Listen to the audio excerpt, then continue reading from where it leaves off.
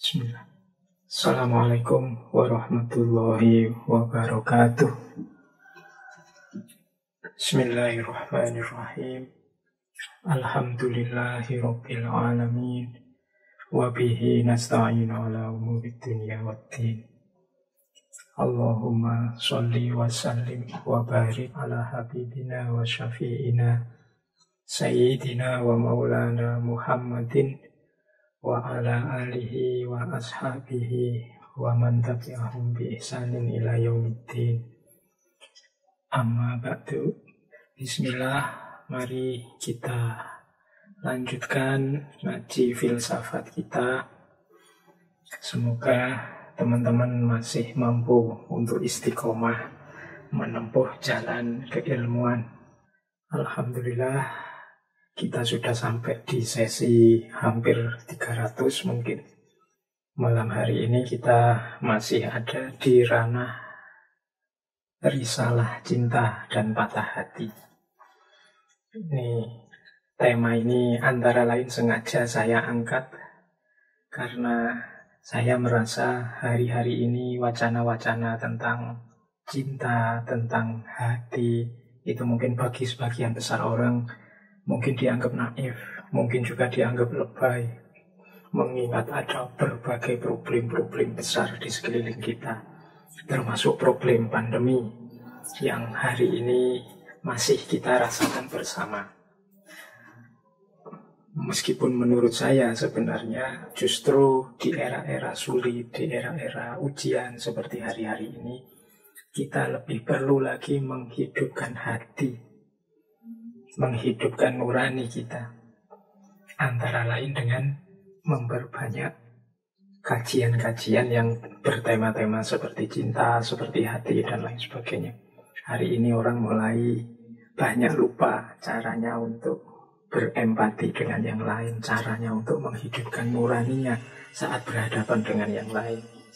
Kita berhadapan dengan yang lain, selalu saja yang kita bunyikan kepentingan kita sendiri. Kita jarang peduli bahwa orang lain juga punya kepentingan, orang lain juga punya perspektif, orang lain juga punya kebenaran menurut mereka sendiri.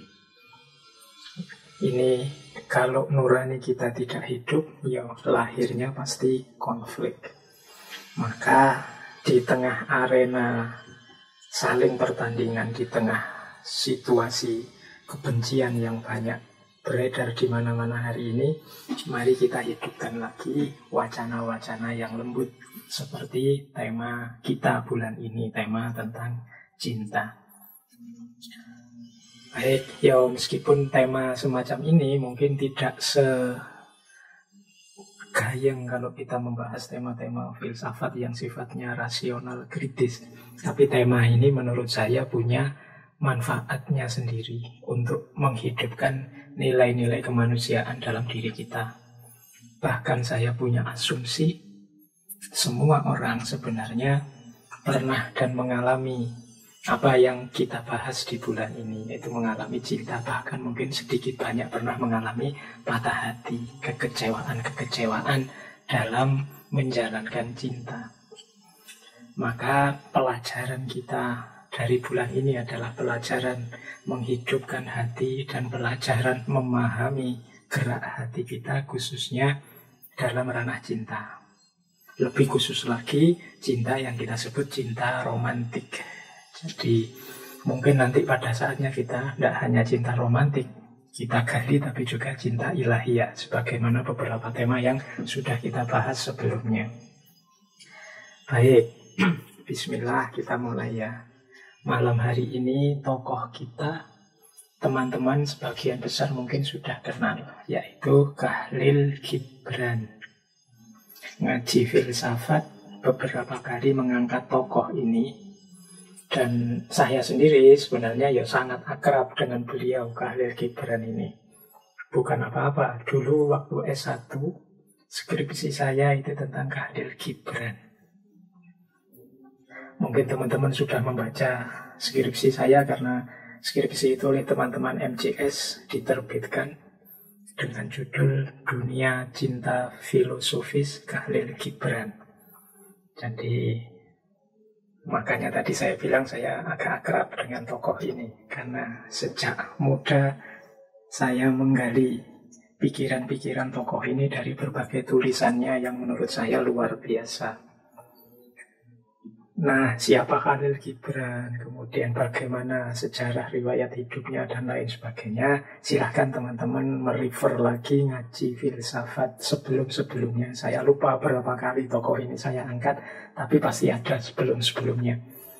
Biar teman-teman tidak ngulang-ulang, biar saya juga tidak menyampaikan yang mengulang-ulang. Jadi untuk riwayat hidup dan lain-lain, silahkan teman-teman merujuk ke ngaji-ngaji sebelumnya. Malam hari ini kita fokus pada tulisannya Gibran yang berjudul Al-Ajnihah Al-Mutakassirah. Naskah aslinya memang dalam bahasa Arab, yang diterjemahkan ke dalam bahasa Indonesia menjadi sayap-sayap patah. Kalau dalam bahasa Inggris jadinya broken wings. Jadi Gibran ini memang menulis dalam bahasa Inggris maupun dalam bahasa Arab. Karyanya beliau yang paling monumental kan The Prophet, yang dulu pernah kita kaji secara khusus itu. The Prophet ini bahkan ada yang bilang bestseller sampai 40 tahun.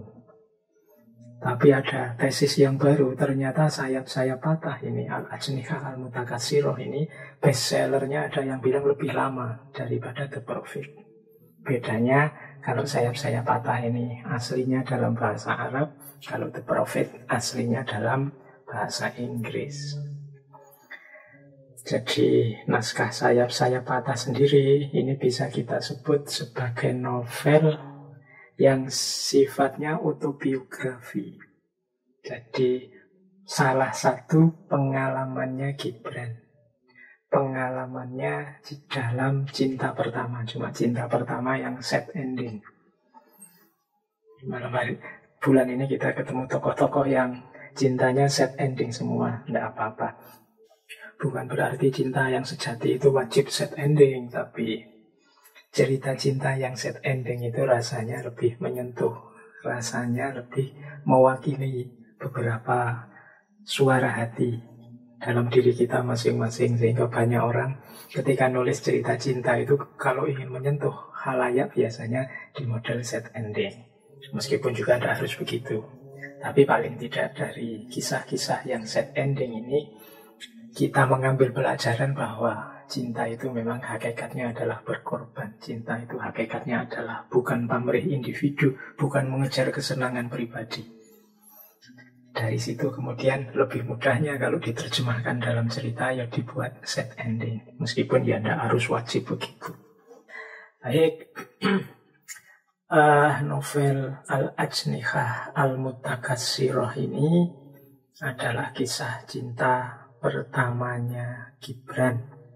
Ada yang bilang kisah ini cerita ketika Gibran masih di Libanon. Gibran ini kan kelahiran Libanon, nanti pindah ke Amerika. Aktivitas kreatifnya di Amerika. Jadi saat di Libanon dia mengalami cinta pertama pada seorang gadis yang nama aslinya Hala Dahir. Tapi kalau di Al-Ajnihah Al-Mutakassirah, Hala Dahir ini namanya menjadi Selma Karami. Di novel ini sebenarnya tokohnya tidak banyak, tokohnya hanya 5. Yang pertama Gibran sendiri, yang kedua Selma Karami, yang ketiga ayahnya Selma, namanya Faris Effendi Karami. Yang keempat pendeta. Ini pendeta yang dalam tanda petik ya memaksa orang tuanya Selma untuk menikahkan Selma dengan keponakannya. Pendetanya namanya pendeta Bulos Holib. Nanti keponakannya yang menikahi Selma namanya Mansur B. Holib. Jadi hanya 5 orang ini yang dimunculkan namanya di Al-Ajnihah Al-Mutakassirah. Novelnya tidak tebal, tipis saja, tapi memang sangat puitis. Saya lupa dulu di sesi apa, ada salah seorang tokoh yang menyatakan bahwa cinta dan puisi itu memang dekat. Mengapa cinta dan puisi itu dekat? Ya karena cinta itu berhubungan dengan keindahan rasa. Kalau ini keindahan rasa, ya memang tidak mudah untuk dinarasikan secara rasional konkret. Maka ketika orang ingin menunjukkan seperti apa cintanya, biasanya menggunakan kalimat metafor-metafor yang sifatnya puitis. Biasanya puisi ini terus indah. Mengapa? Ya karena hakikat cinta itu sendiri kan menunjukkan keindahan jiwa. Boleh dicek teman-teman di sekelilingmu, kalau ada yang sedang dimabuk cinta, dilanda cinta, itu biasanya secara otomatis mudah atau jangan-jangan malah pinter bikin puisi. Karena jiwanya memang sedang indah dan apa yang ingin dia ungkapkan dari dalam dirinya itu sejenis keindahan. Kadang-kadang nulis surat saja kan seperti nulis puisi. Kalimat-kalimatnya tertib, tertata. Kalau salah sidik kan terus kamu wah dihapus ini rasanya ndak enak, ndak seret. Itu maka cinta dan puisi itu dekat. Apalagi yang mengalami cinta seorang pujangga seperti Khalil Gibran ini. Ini mesti yang sedang jatuh cinta, apalagi yang sedang patah hati, membaca novelnya ini mestinya ya pasti baper. Oke, baik, kita mulai ya. Novel ini dibuka dengan sebuah persembahan kepada sahabat. Mungkin saya menyebutnya sahabat, sebenarnya kalau dibaca di biografinya ya ini semacam kekasihnya. Tapi ya Gibran ini nasibnya agak murung, nasibnya agak buruk. Cerita-ceritanya secara konkret real dalam hidupnya itu banyak kemalangan-kemalangan. Jadi ini yang membuat kalimat-kalimat tuturnya itu rasanya murung dan malang. Nah ini kalau Al-Ajnihah Al-Mutakasiroh ini di bagian awal disebut ini dipersembahkan kepada MIH. Kepada MIH, ku persembahkan buku ini. MIH itu singkatan dari nama Mary Elizabeth Haskell. Mary Elizabeth Haskell ini putrinya seorang direktur bank. Yang dia ini jadi kepala sekolah, namanya sekolahnya Haskell Jean School. Dan dia ini sahabat akrabnya, bahkan jadi manajernya, jadi promotornya Gibran. Mary inilah nanti yang membiayai studinya Gibran, membiayai perjalanan intelektualnya, membiayai perjalanan kesenimanan Gibran. Jadi dia yang mengantarkan Gibran mendunia. Makanya Al-Ajnihah Al-Mutakasiroh ini dipersembahkan padanya. Jadi ada kalimat persembahannya menurut saya indah. Kepada yang menatap sang mentari dengan mata nyalang dan menggenggam api dengan jari jemari tanpa gemetar, serta mendengar suara keabadian yang rohani di balik jerit nyaring si buta. Kepada MIH ku persembahkan buku ini. Oke, ya nanti teman-teman diulang lagi, dibaca lagi kalimat itu. Jadi kalimat persembahan yang indah. Baik, bismillah, kita mulai. Ini monggo teman-teman disiapkan ubur rampinya untuk ngaji malam hari ini. Mungkin lebih cepat ngantuknya, lebih cepat tidurnya, karena kita ketemu banyak sekali kalimat-kalimat puitis. Wong tema-tema biasa saja kita ngantuk ya ngaji. Berpikir apalagi malam hari ini kita temanya agak tema sastra yang puitis. Baik, ya nanti ada beberapa pelajaran yang saya garis bawahi dari Al-Ajnihah Al-Mutakasiroh ini. Yang pertama pastinya pelajaran tentang cinta. Nanti sebagian besar sebenarnya menurut saya yang menarik dari novelnya Gibran ini adalah pandangannya tentang perempuan. Kedahsyatannya, kekuatannya, kelembutannya, dan lain sebagainya. Dan tentunya beberapa tema-tema yang lain. Tapi fokusnya nanti ada di dua itu, tentang cinta dan tentang perempuan dan kekuatannya. Ya kalau mau dicermati, ada banyak tema dari Al-Ajnihah Al-Mutakasiroh ini. Di catatan saya, mungkin yang tertarik ya ingin mengkaji ini jadi tesis atau jadi skripsi, bisa tema tentang cinta, bisa tema tentang memori, kenangan, Jangan lupa, menurut saya makhluk paling indah dalam cinta itu kenangan. Kalau teman-teman yang pernah jatuh cinta atau pernah patah hati atau sedang LDR-an itu akan tahu betapa berharganya sekaligus betapa indahnya, bahkan juga sekaligus betapa menyiksanya yang namanya kenangan. Kadang-kadang jauh lebih indah daripada kenyataan. Mungkin yang pernah patah hati ya, di bayanganmu, kenangan-kenanganmu tentang orang yang kau cintai itu masih dalam bentuknya yang paling indah. Tapi begitu ketemu dalam kenyataannya, mungkin harapan tak seindah dalam kenangan. Jadi kenangan ini makhluk yang menurut saya penting dibahas bagi yang concern dengan tema cinta. Oke, ya kenangan, memori, nostalgia, dan lain sebagainya. Mengapa reuni itu rasanya kok indah, jauh lebih menyenangkan daripada pas kita ngalami langsung, pas sekolah langsung atau pas kuliah langsung, itu rasanya beda kan kayak reuni. Karena dalam reuni itu biasanya kita menghidupkan kenangan-kenangan. Jadi kalau kita sedang reuni kan misalnya ketemu teman kita siapa, itu kan yang bunyi di kepala kita, teman kita ini dulu begini. Jadi yang bunyi itu kenangannya. Makanya terus kita betapa gembira, betapa teriak-teriak, padahal mungkin dulu kita ada tidak senengnya, ada kasus apa sama dia. Tapi ya kenangan memang indah. Kemudian di novel ini juga ada keheningan. Ini menarik. Gibran ini dalam banyak interaksinya dengan tokoh-tokoh di novel ini itu tidak banyak kata-kata. Kalau banyak novel itu kan biasanya ada kata siapa, bla bla bla bla, menurut siapa, kata-kata. Tapi ini dalam keheningan. Jadi dalam diam, dalam suara hati.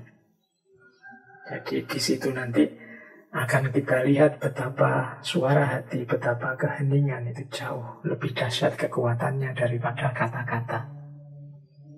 Sekedar tatapan mata, sekedar duduk berdua, sekedar sendirian di malam hari dengan keheningan-keheningan.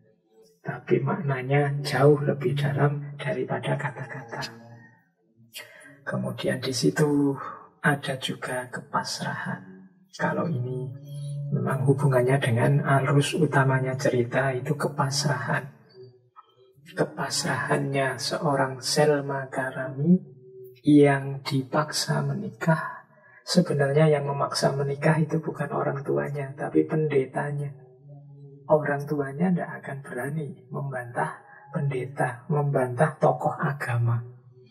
Kalau yang merintah sudah tokoh agamanya, susah bantahnya karena tokoh agama ini dipandang yang punya otoritas tidak hanya dunia tapi juga akhirat.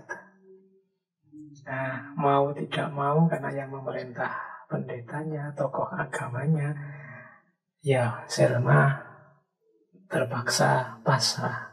Meskipun menikah dengan orang yang tidak dia cintai. Dan suaminya juga sebenarnya tidak mencintai Selma. Yang dia cintai hanya kekayaan orang tuanya. Jadi karena melihat Selma ini anaknya orang kaya, dia mengincar kekayaannya. Kalau status sosial dia sudah punya, yaitu keponakannya pendeta. Tinggal kekayaan, maka kekayaan itu dia mengincar ayahnya Selma. Faris Effendi, ayahnya Selma, itu sebenarnya ngerti bahwa ini sebenarnya anakku tidak cinta sama dia, dia juga tidak cinta sama anakku, tapi kalau membantah perintahnya pendeta bisa dimusuhi semua orang. Mungkin bisa dianggap penistaan seperti hari ini ya. Mungkin bisa dianggap melecehkan agama dan lain sebagainya. Maka mau tidak mau pasrah. Dan pastinya dengan model kepasrahan semacam itu ada tema lagi yang tidak boleh kita lewatkan, yaitu tema penderitaan. Jadi bagaimana karena yang berjalan adalah yang tidak diinginkan oleh semuanya, baik oleh ayahnya, oleh Selma, oleh Gibran, bahkan mungkin juga oleh keponakannya pendeta. Yang terjadi ya semuanya tidak nyaman, semuanya menderita. Baik, itu gambaran dari kisah dalam sayap-sayap patah. Ada beberapa tema. Oke, sekarang kita belajar. Ada wawasan-wawasan baru apa sih dari novel ini yang mungkin nambah pemahaman kita semua tentang tema-tema tadi. Baik, ambil nafas sebentar, kita mulai. Bismillah. Al-Ajnihah Al-Mutakasirah. Ini pastinya saya potong-potong sesuai gaya ngaji filsafat ya. Yang ingin mendalami secara runtut ceritanya dari awal sampai akhir, ya silahkan dibaca sendiri. Sekarang Broken Wing, Sayap-sayap patah, Al-Ajnihah Al-Mutakasirah ini sudah bisa teman-teman temukan gratis online. Meskipun yang mau membeli bukunya juga ada. Bismillah, kita mulai. Saya awali dari cinta. Ada beberapa wawasan tentang cinta, beberapa insight yang menurut saya menarik dari novel ini tentang cinta. Yang pertama adalah tentang cinta pertama. Gibran dalam novel itu menjelaskan bahwa setiap orang muda pasti teringat cinta pertamanya dan mencoba menangkap kembali hari-hari yang asing itu, yang kenangannya mengubah perasaan di relung hatinya dan membuatnya begitu bahagia di balik segala kepahitan misterinya. Dalam hidup setiap orang muda pasti ada seorang Selma yang tiba-tiba muncul baginya di hari-hari musim semi kehidupannya dan mengubah kesendiriannya menjadi saat-saat bahagia serta memenuhi keheningan malam-malamnya dengan irama musik. Jadi ini Gibran mengasumsikan tidak ada orang yang tidak mengalami cinta pertama di masa mudanya. Nah, ini saya tidak perlu menjelaskan. Ayo teman-teman direnungi sendiri, ayo perjalanan hidupnya selama ini. Siapakah cinta pertamanya teman-teman atau bapak ibu yang mungkin mendengarkan? Pasti punya, pasti ada cinta pertama itu. Yang seperti saya bilang tadi, dia hidup dengan sangat indah dalam kenangan kita. Yang kita ingin kembali lagi ke sana. Kalau bisa, mbok yo, balik lagi ke masa itu. Kita ingin mengalami rasa yang sama, yang membuat kita begitu bahagia saat itu. Jadi ini menurut saya wawasan pertama, karena ini ada di bagian-bagian awalnya novel yang diceritakan oleh Gibran. Di novel ini kan juga pengalaman cinta pertamanya. Boleh kalau teman-teman tertarik, ayo tulislah pengalaman cinta pertamamu masing-masing. Sebagian besar mungkin sad ending karena nggak nyambung, nggak seperti yang diharapkan. Tapi mungkin juga ada yang begitu cinta pertama langsung klik, langsung nyambung sampai nikah sampai sekarang, ya alhamdulillah. Tapi yang tidak nyambung, yang cinta pertamanya tidak sukses, ya tidak apa-apa. Alhamdulillah juga punya banyak pengalaman. Punya banyak pengalaman kan banyak pengetahuan. Semakin banyak pengalaman, semakin dewasa.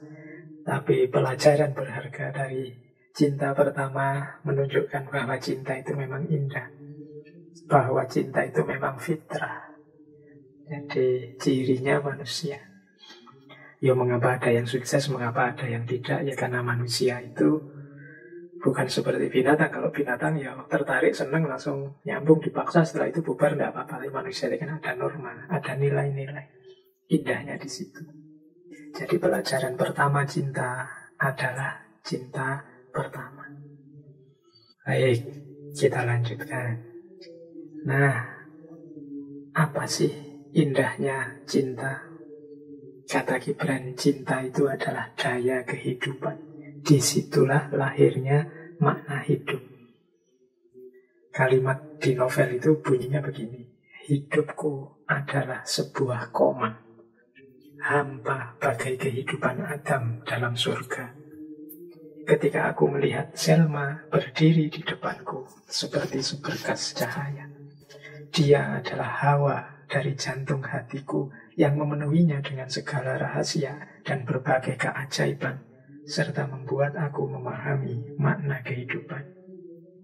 Jadi, kata Gibran, hidupku itu belum titik. Hidupku itu masih koma sebelum ketemu Selma. Sebagaimana Adam yang tidak lengkap hidupnya sebelum ketemu Hawa. Kehadiran Hawa lah yang menyalakan hidup Adam. yang membuat Adam bergairah, bersemangat, punya daya menjalani kehidupan dengan gembira. Kehadiran Hawa lah, kehadiran Selma lah, kan gitu. Hadirnya Selma membuat hidup yang semula koma sekarang titik. Sekarang ada maknanya. Bukan hidup yang hampa, bukan hidup yang dijalani otomatis kayak robot, cuma makan tidur dan seterusnya. Tapi hadirnya orang yang dicintai membuat hidup kita punya makna.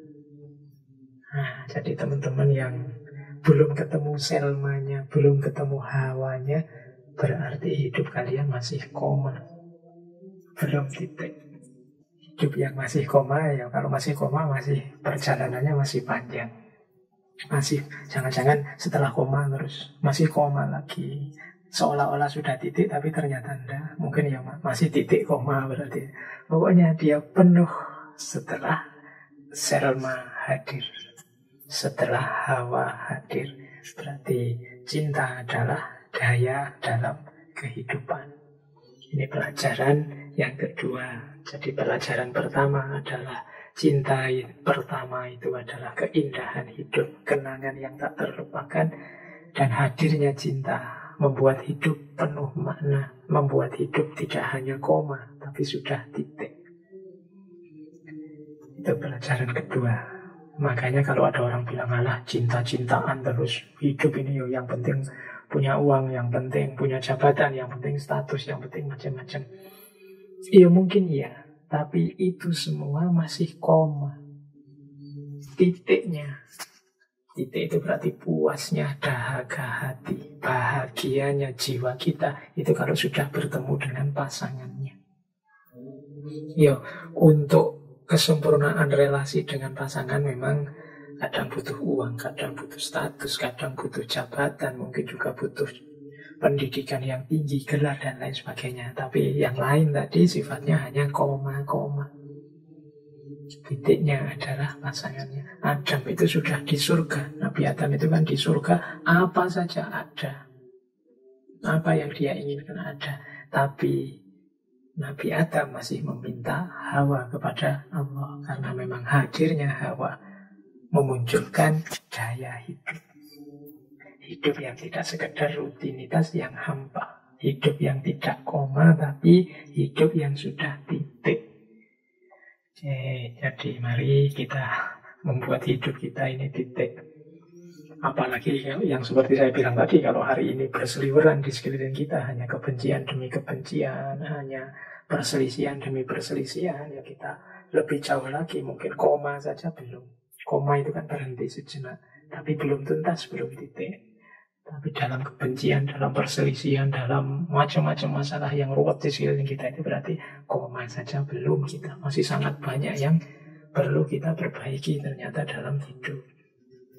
Untuk memberi makna, apalagi karena menjalani saja kita masih pontang-panting, apalagi memberi makna. Jadi ternyata memang kita perlu lebih banyak belajar lagi untuk mengelola hidup ini. Baik, saya lanjutkan. Oke, ya boleh nanti kalau yang pintar bikin puisi ya.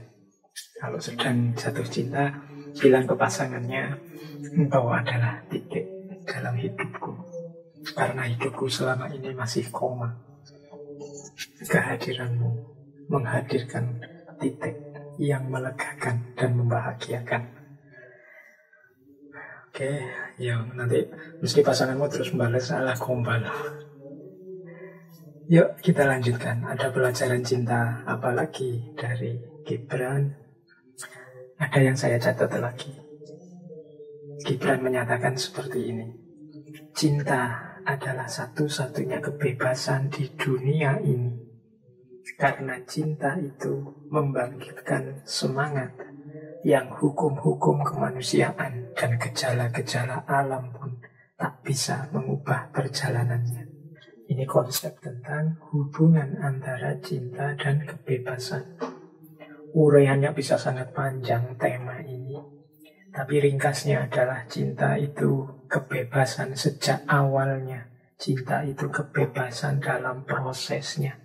Bahkan cinta juga kebebasan dalam ekspresinya serta hasilnya. Maka banyak pujangga yang menyebut kebebasan yang sejati itu adanya dalam cinta. Saya juga sering menjelaskan bahwa cinta itu obat dari belenggu. Belenggu yang paling utama yaitu apa? Belenggu ego.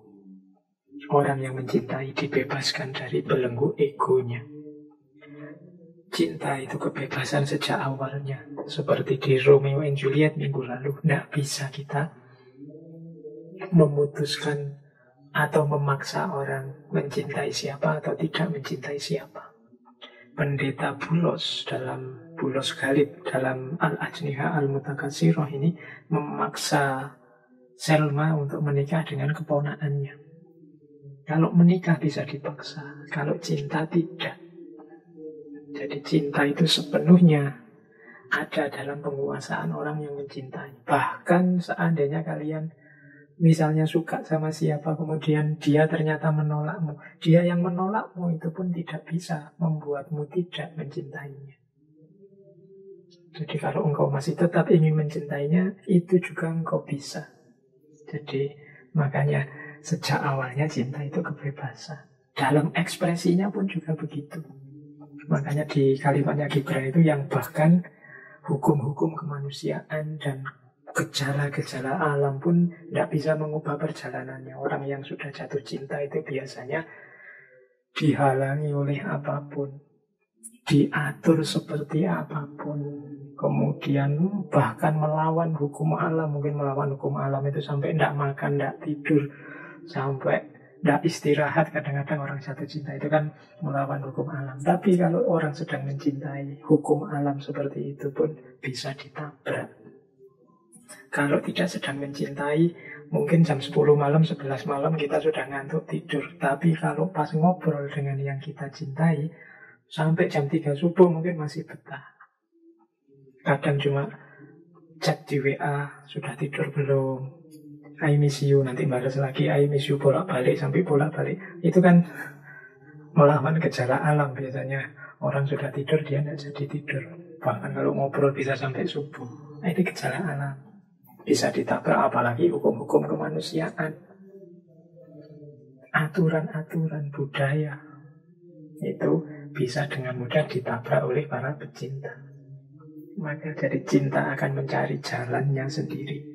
Cinta akan mencari orang yang dia cintai tanpa harus terlalu peduli dengan hukum kemanusiaan dan gejala alam. Jadi di titik inilah Gibran melihat bahwa dalam cinta ada muatan kebebasan. Maka cinta ini bisa jadi kekuatan membangun yang luar biasa bagi peradaban. Namun kalau tidak hati-hati, salah mengelola, dia juga bisa jadi kekuatan menghancurkan yang sangat dahsyat bagi peradaban dan budaya manusia. Karena dia energi yang luar biasa, daya hidup yang luar biasa. Kalau tidak dikelola dengan baik, mungkin kita bisa terpeleset. Jadi paling tidak malam hari ini kita belajar karakter-karakternya. Oke, ada lagi ini pelajaran dari Gibran. Selain kebebasan apa? Air mata. Kata Gibran, cinta yang dibasuh oleh air mata akan tetap murni dan indah senantiasa. Jadi mungkin ini ya salah satu tadi alasan mengapa sih banyak sekali kisah-kisah cinta yang dahsyat, yang populer, yang agung itu akhirnya sad ending. Sad ending itu berakhir tidak bahagia. Sebagian besar bahkan berakhir tragis. Saling meninggal, masing-masing mati karena cinta. Nah katanya Gibran memang cinta itu kalau bertabur air mata biasanya tetap murni dan indah.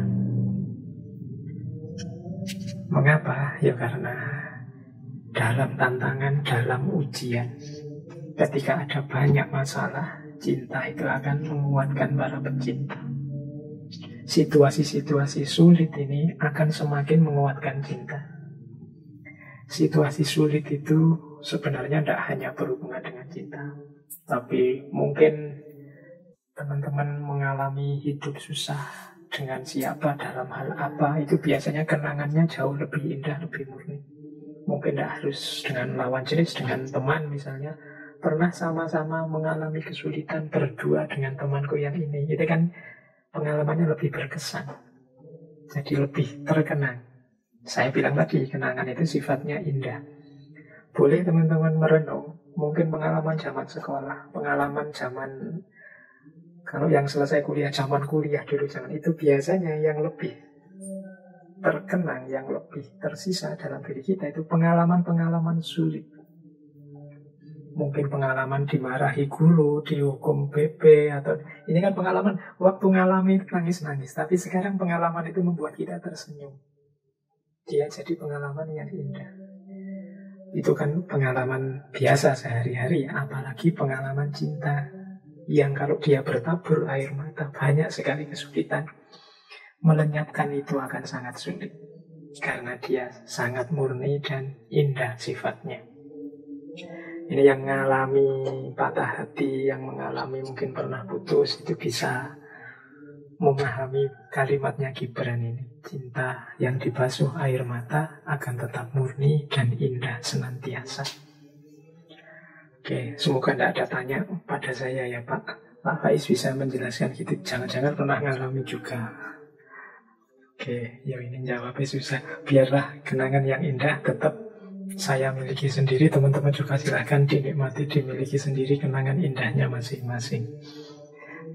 Ya kalau pinter kayak Gibran, nulislah buku, nulislah risalah, nulislah novel tentang indahnya cintamu. Jadi saya itu 2 kali punya 2 naskah buku yang berhubungan dengan cinta. Yang pertama saya sebut tadi ya, dari skripsinya Khalil Gibran tentang filsafat cinta. Yang kedua judulnya Risalah Patah Hati. Itu teman-teman mungkin beberapa sudah pegang buku itu buku lama. Terbit sekitar, saya lupa 2005 atau berapa, saya lupa itu.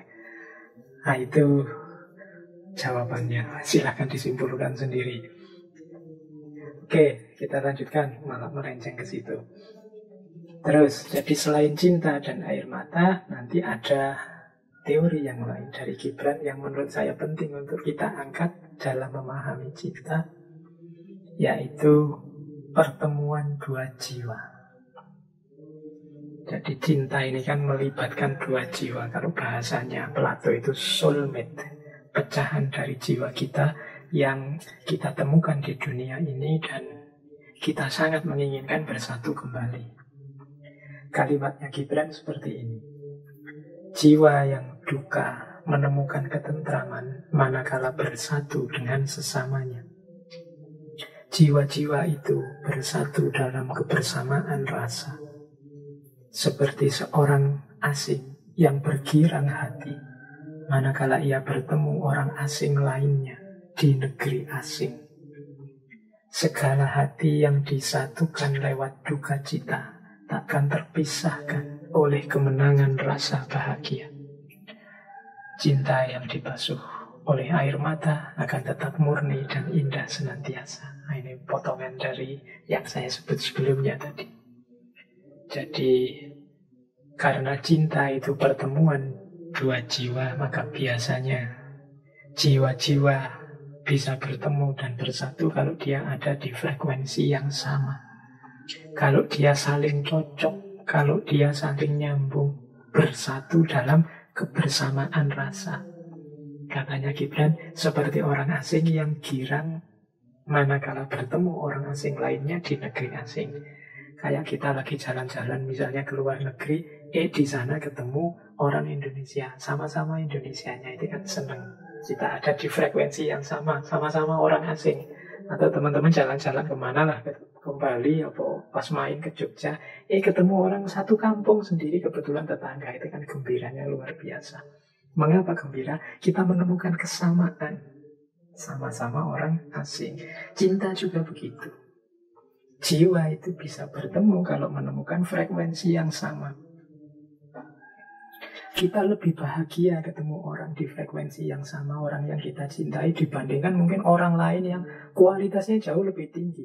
Tapi kita merasa enggak, itu bukan aku, itu enggak levelku. Itu misalnya teman-teman nonton artis-artis atau nonton drama Korea atau nonton, itu kan yang main luar biasa, tapi kan kita enggak jatuh cinta pada mereka.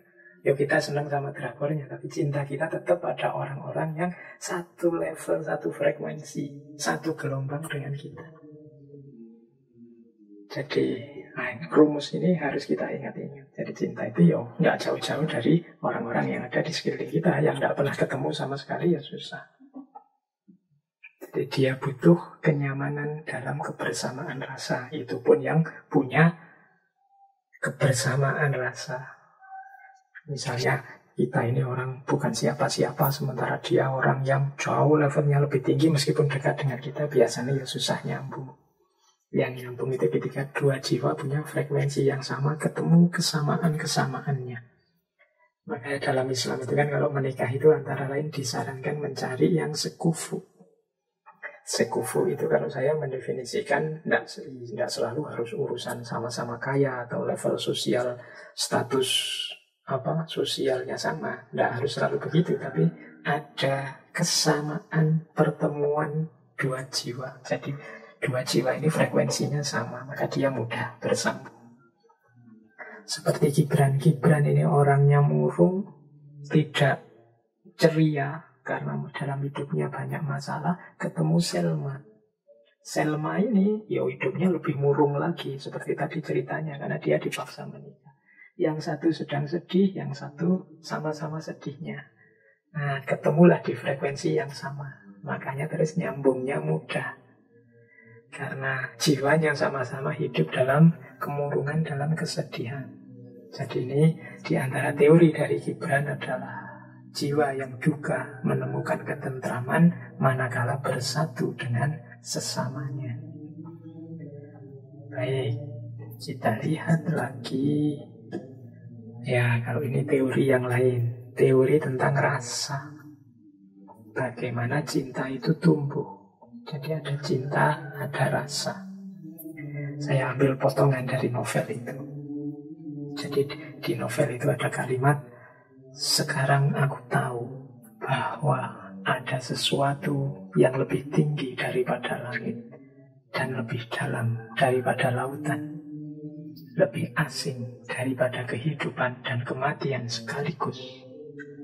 Aku tahu sekarang apa yang sebelumnya aku tak tahu. Ini kalimat yang mengekspresikan bahwa sebelum aku mengalami langsung, aku itu tidak ngerti apa itu cinta. Tapi sekarang aku mengerti apa itu cinta karena aku mengalaminya langsung ketika aku jatuh cinta padamu.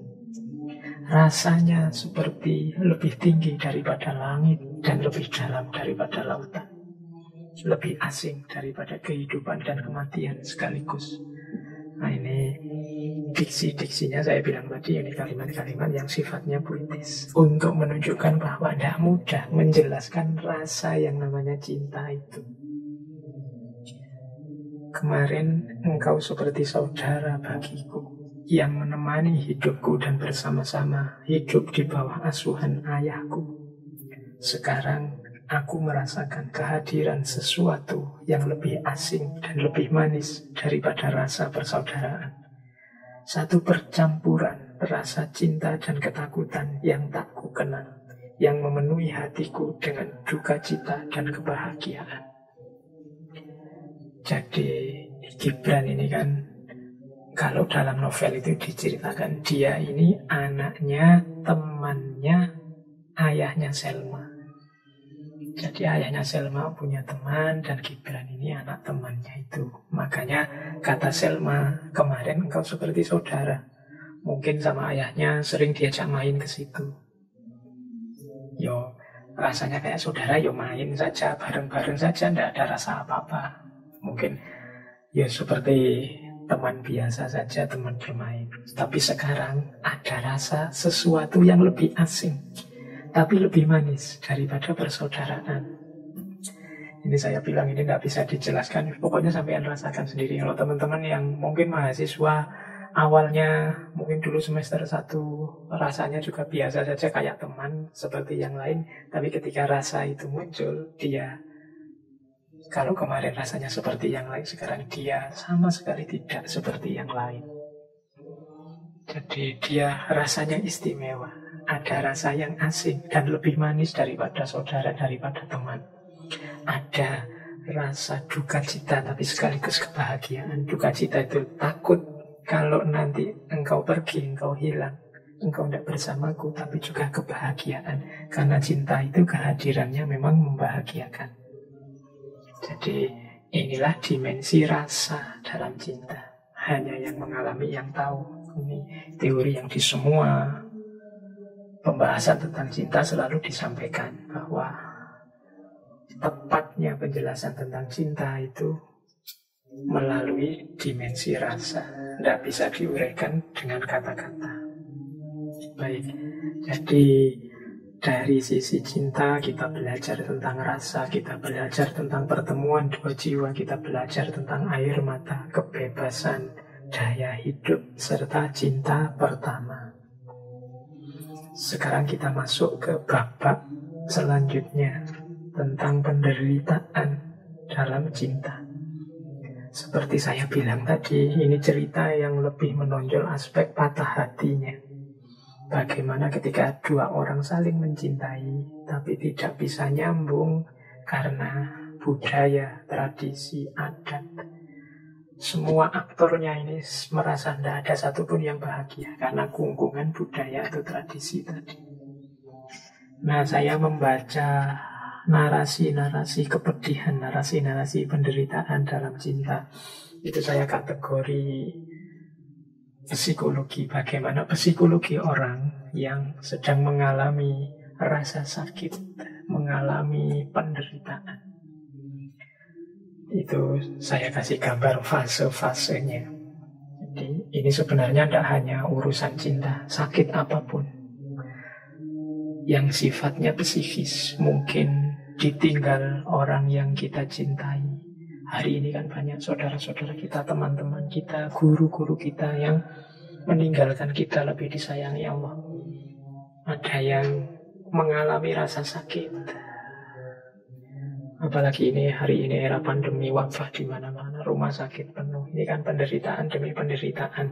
Zaman dulu saya lupa bulan apa, awal-awal corona itu kita membahas juga tentang penderitaan.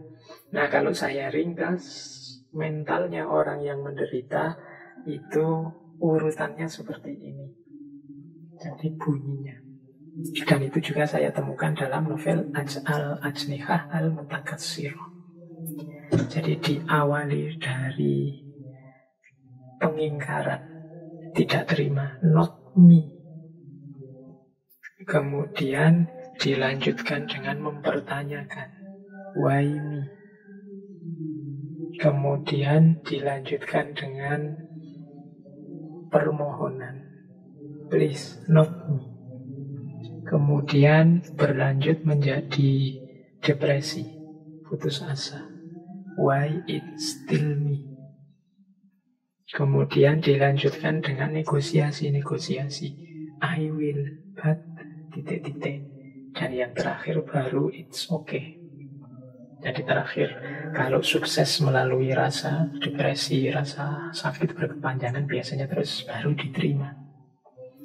Jadi yang paling awal orang itu ketika mengalami penderitaan biasanya mengingkari, not me, enggak. Kayak ada yang mungkin teman-teman merasa tiba-tiba ngereges, tiba-tiba kehilangan rasa. Itu biasanya pertama-tama denial. Enggak, aku enggak kena corona kok. Ini paling demam biasa. Mungkin ada orang kesayangan yang dipanggil oleh Allah. Itu biasanya pertama denial. Enggak. Ini dia bisa sembuh. Enggak, ini mungkin hanya enggak sadar sementara. Mungkin koma saja. Ini denial, not me. Mungkin masih bisa diselamatkan. Mungkin ini not me. Jadi biasanya serangan pertama itu kita ingkari, denial, bukan aku. Tidak begitu. Nah, di proses selanjutnya, ketika memang sudah jelas, sudah nyata, sudah konkret bahwa penderitaan itu memang kita alami, menimpa kita. biasanya terus ada fase mempertanyakan, why me? Salahku apa? Dosaku apa? Keliruku di mana? Mengapa aku kok dihukum seperti ini? Dan seterusnya, itu why me? Mengapa kok aku? Yang lain yang harusnya lebih pantas dipanggil dulu malah tidak dipanggil. Ini orang yang aku cintai yang dipanggil. Salahku apa? Itu why me? Itu fase kedua.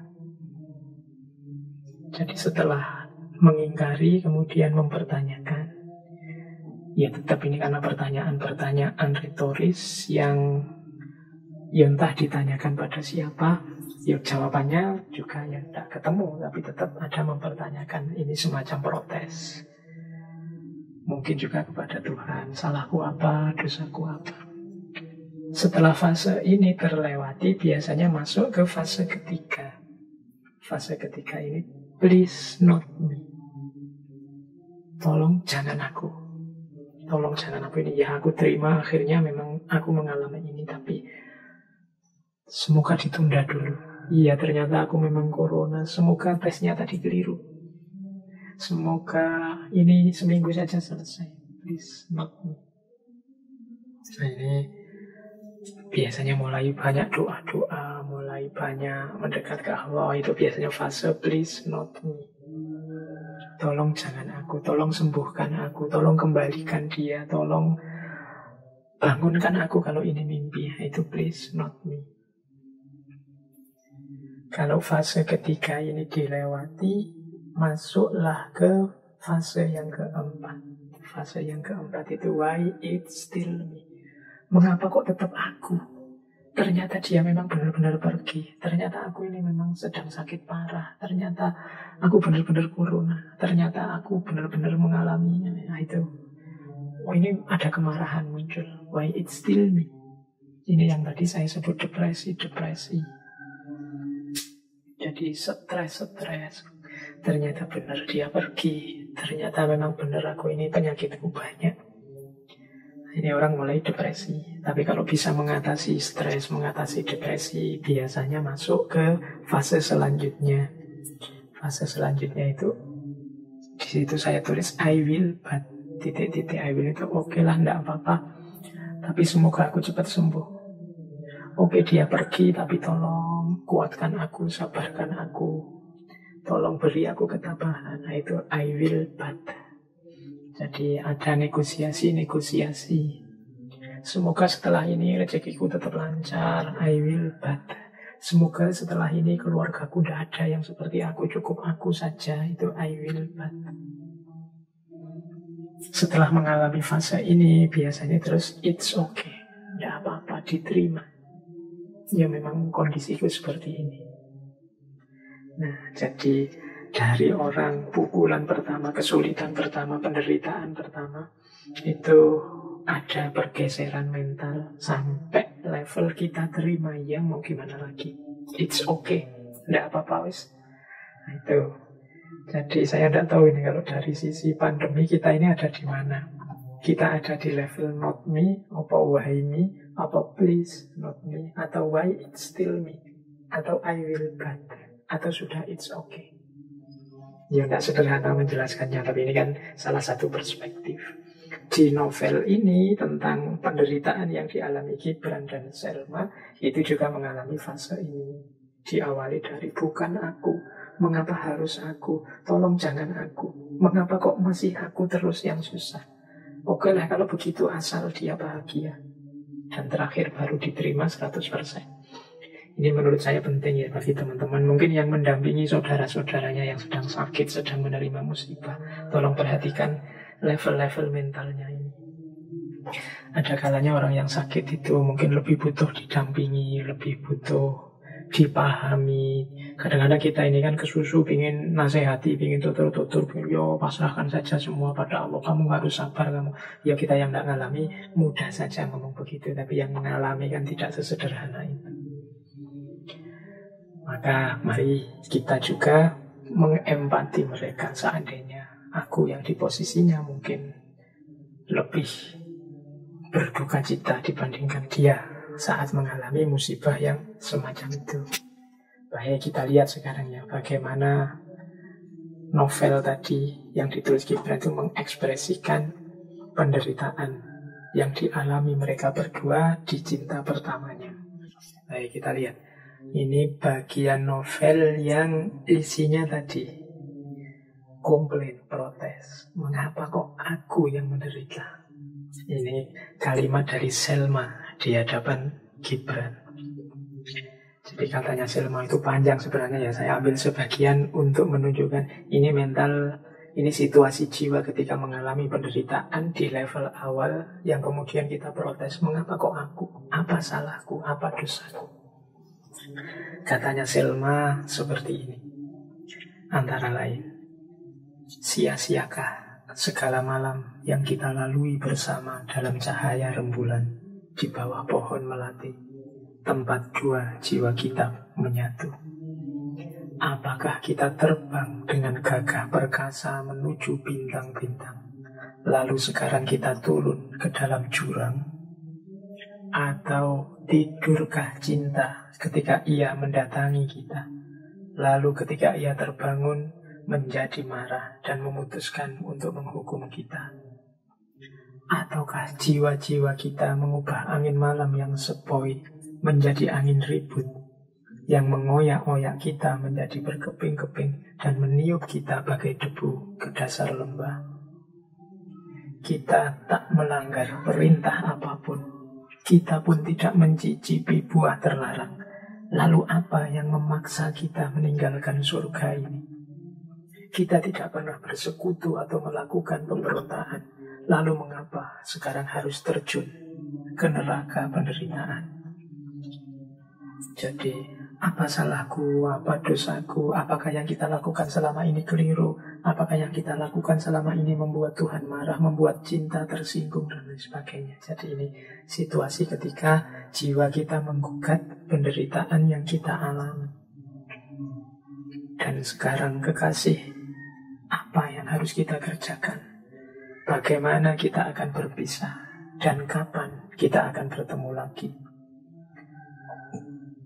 Haruskah kita anggap cinta itu seorang tamu asing yang datang malam-malam dan meninggalkan kita pagi hari?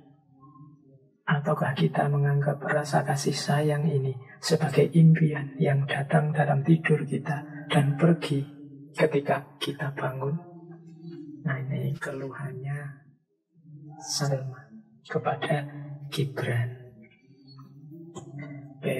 Nah, Gibran juga menjawabnya panjang lebar dengan keluhan-keluhan kesedihannya.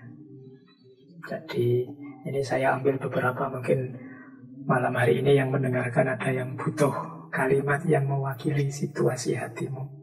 Bagaimana situasi jiwanya Selma atau situasi jiwanya Gibran yang sebenarnya saling mencintai, tapi oleh situasi yang memaksa akhirnya tidak bisa menyambungkan cinta itu. Nah, jadi Selma harus menikah dengan orang lain. Ini kalimatnya Gibran. Mungkin ada yang orang yang dicintai malam hari ini sudah menikah dengan orang lain. Ini kalimatnya Gibran menurut saya bagus. Katanya Gibran begini. Besok takdir akan menempatkanmu di tengah sebuah keluarga yang damai. Namun takdir akan mengirimku ke dalam dunia pergolaan dan peperangan. Engkau akan berada di rumah seseorang yang bertabur kebahagiaan karena keindahan dan kebajikanmu. Sementara aku akan menjalani hidup yang penuh sengsara dan ketakutan. Engkau akan memasuki gerbang kehidupan, sementara aku akan memasuki gerbang kematian. Engkau akan diterima dengan ramah, sementara aku akan berada dalam kesepian. Namun, aku akan membangun sebuah patung cinta dan memujanya di lembah kematian. Nah, ini kalimatnya Gibran untuk menunjukkan bahwa aku juga tidak kalah sedihnya dengan dirimu. Engkau mungkin akan bahagia besok masuk ke keluarga yang baru, sementara aku sendirian, kesepian. Kalimatnya Gibran. Saya lanjutkan lagi. Setelah ini ada kalimat yang menarik bahwa meskipun begitu, cintaku tidak akan lenyap Justru yang akan menemani hari-hariku adalah cinta itu sendiri. Kata Gibran, cintalah satu-satunya yang akan menjadi penghiburku, dan akan ku minum cinta bagai anggur, dan ku kenakan ia bagai sehelai jubah. Saat fajar menjelang, cinta akan membangunkanku dari tidur nyenyak dan membawaku ke padang yang jauh. Dan di siang benderang, cinta akan menuntunku ke bawah bayang-bayang pepohonan, tempat aku bernaung bersama burung-burung dari terik matahari. Di hari petang, cinta akan mengistirahatkan diriku sebelum matahari terbenam, untuk mendengar nyanyian selamat tinggal alam semesta kepada cahaya siang, dan akan menunjukkan padaku mega memerah yang melayari langit. Di malam hari, cinta akan memelukku, lalu aku akan tidur, memimpikan dunia surgawi, tempat bersemayam sekalian arwah, pecinta, dan pujangga. Jadi ini, menurut Gibran, tidak apa-apalah. Cinta nanti yang akan menemani hidupku detik demi detik, baik pagi hari, siang hari, petang hari, maupun malam hari. Di musim semi, aku akan berjalan seiring dengan cinta di antara bunga-bunga dan mereguk tetes-tetes musim dingin yang tersisa pada piala bunga nan indah. Di musim panas, akan kubuat berkas-berkas jerami menjadi bantal dan rumputan menjadi tempat tidur kami, serta cakrawala akan menyelimuti kami saat kami memandang bintang-bintang dan rembulan. Di musim gugur, cinta dan aku akan pergi berkelana ke kebun anggur dan duduk di samping tempat pemerasan anggur, serta menyaksikan butir-butir buah anggur digunduli dari ornamen emasnya. Dan kawanan burung yang sedang berpindah akan mengepakkan sayapnya di atas kami. Di musim dingin, kami akan duduk di tepi perapian, membaca kisah-kisah masa lalu dan sejarah negeri-negeri yang jauh. Sepanjang hari-hari mudaku, cinta akan menjadi guruku. Dalam usia dewasa, cinta akan menjadi penolongku. Dan di usia renta, cinta akan menjadi kesenanganku. Cinta itu, kekasihku, akan menyertaiku hingga akhir hidupku. Dan sesudah kematian pun, tangan Tuhan akan menyatukan kami kembali. Nah, ini kalimat-kalimat puitisnya Gibran untuk menjelaskan bahwa meskipun aku tidak bisa bersamamu, tapi cinta ini akan menemaniku selalu sampai akhir.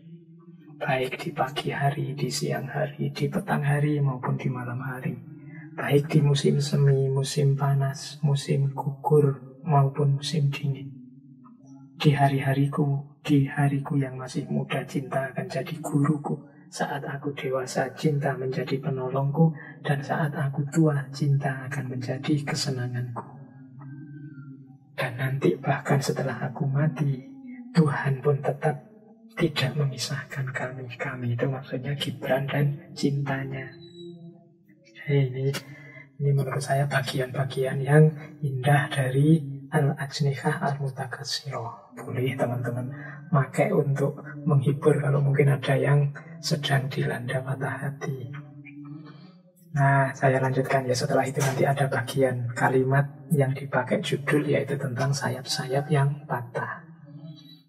Ada kalimat nanti setelah adegan saling menangis, saling mengungkapkan kesedihan, nanti Salma dan Gibran ini saling menyatakan bahwa sayap-sayapnya patah. Begitu aku memegang tangan Selma dan menariknya ke bibirku, ia mendekat padaku dan memberikan kecupan pada dahiku, lalu menghempaskan diri pada bangku kayu. Ia menutup matanya dan dengan lembut berbisik, "Oh Tuhan, berikanlah rahmat-Mu kepadaku dan sembuhkanlah sayap-sayapku yang patah." Ini keluhannya Selma di taman sebelum Gibran pulang. Jadi di situ nanti ada kalimat yang dipakai judul sayap-sayap yang patah.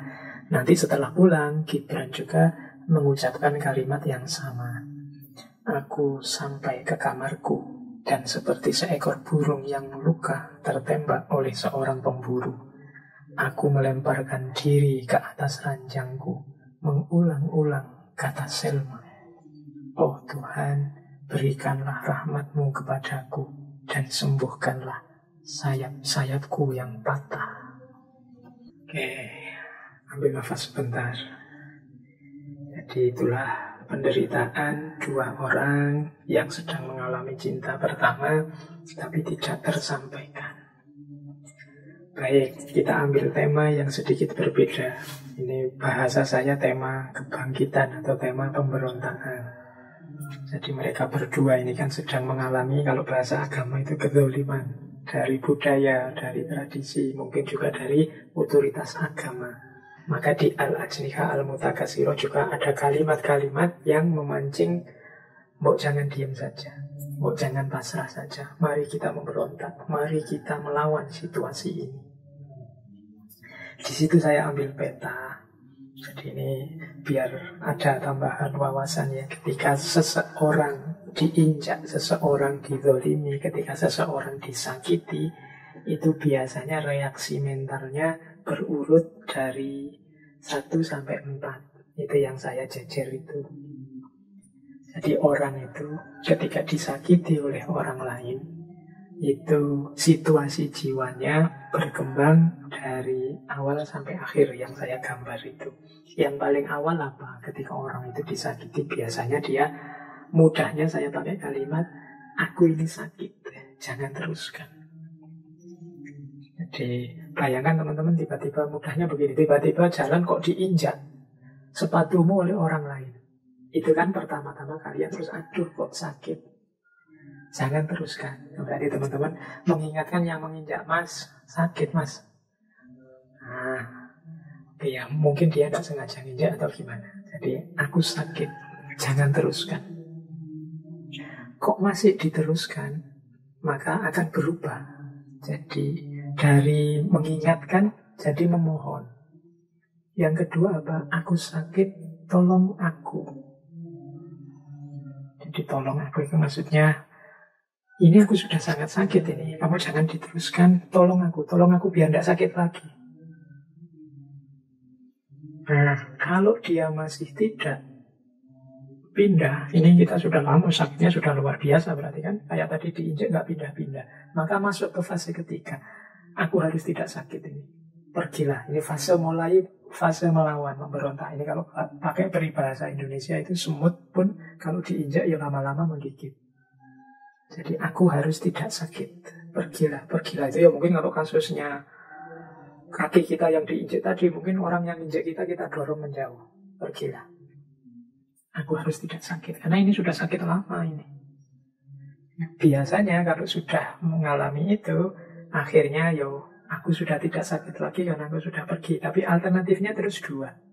Ketika aku sudah tidak sakit itu, aku akan membalasmu atau aku akan memaafkanmu.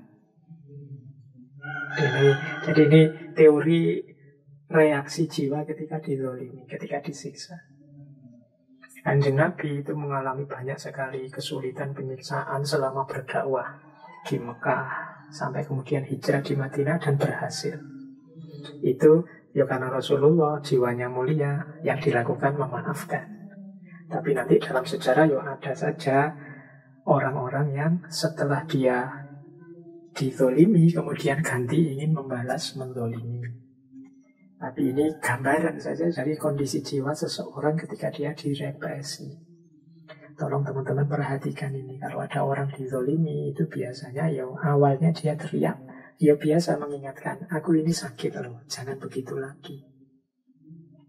Masih juga dilanjutkan menyakiti, dia biasanya mengingatkannya lebih intens lagi. Dari mengingatkan jadi minta tolong jangan begitu. Tapi kok masih saja menginjak, ya mau tidak mau, daripada aku sakit terus, engkau harus aku dorong pergilah, menyingkirlah. Nah, kalau sudah itu kemudian biasanya yang terjadi dua, membalas atau memaafkan. Ini bolehlah dibaca untuk sebagai framework misalnya, mengapa dulu Belanda datang, itu kita terima baik-baik. Karena dianggap dia teman, ingin dagang, mungkin ingin membantu-bantu kemajuan para penjajah yang datang ke kita. Tapi kok terus menghisap, menyakiti.